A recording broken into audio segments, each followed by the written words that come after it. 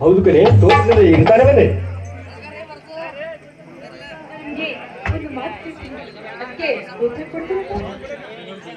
ಅದೇ ಹೀಗೆ ಕೇಳ್ತಾ ಇದ್ದೆ ಕಣೆ, ನಿನ್ನ ಪತಿರಾಯನ್ನು ಕೇಳಲು ನಿನಗೇಕೆ ಸಂಕೋಚ?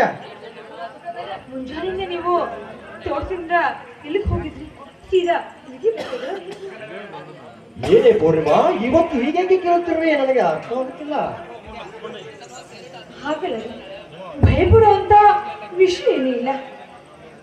ನಮ್ಮ ಯಜಮಾನ್ ತೋಟದಿಂದ ಸೀದಾ ಮನೆಗೆ ಬಂದಿದ್ದಾರೋ ಅಥವಾ ಏನೋ ತಡ ಮಾಡಿದಲ್ಲ, ಅದಕ್ಕೋಸ್ಕರ ಪೂರ್ಣಿಮಾ, ಏನೇ ಏನೇ ಇಂತ ಚಿಕ್ಕ ಚಿಕ್ಕ ವಿಷಯನ ಹೀಗೆ ಕೇಳೋದ ನೀವು? ನಾನು ಎಷ್ಟು ಗಾಬರಿ ಆಗಿದ್ದು ಗೊತ್ತಾ? ಹೌದು, ಮತ್ತೆ ನೀವು ತಡ ಮಾಡಿ ಬಂದ್ರಲ್ಲ, ನನಗೆಷ್ಟು ಗಾಬರಿ ಆಗಿತ್ತು ಗೊತ್ತಾ? ಇರ್ಲಿ ಬಿಡು. ಅಂದ ಹಾಗೆ ನನ್ನ ತಮ್ಮ, ನಾನು ತೋಟದಿಂದ ಕೆಲಸ ಬಹಳ ಇತ್ತು, ಮುಗಿಸ್ಕೊಂಡು ಬರೋದ್ರಲ್ಲಿ ಸ್ವಲ್ಪ ಲೇಟ್ ಆಗಿ ಹೋಯ್ತು. ನನ್ನ ತಮ್ಮ ಕಾಲೇಜಿಗೆ ವಿಜಯ್ ಹೋಗಿದ್ದಾನ, ಇನ್ನೂ ಬರ್ಲಿಲ್ಲವೇನು?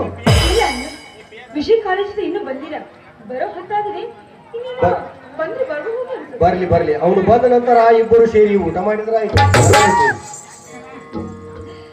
ಸರಿ ಅಂದ್ರೆ ಹಾಗೆ ಆಗ್ಲಿ, ಅವ್ರು ಬಂದ ನಂತರ ಊಟ ಮಾಡಿದ್ರು.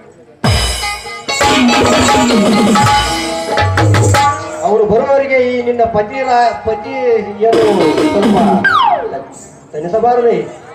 ನಿನ್ನಂತ ಶ್ರೀಮತಿ, ಗುಣವತಿ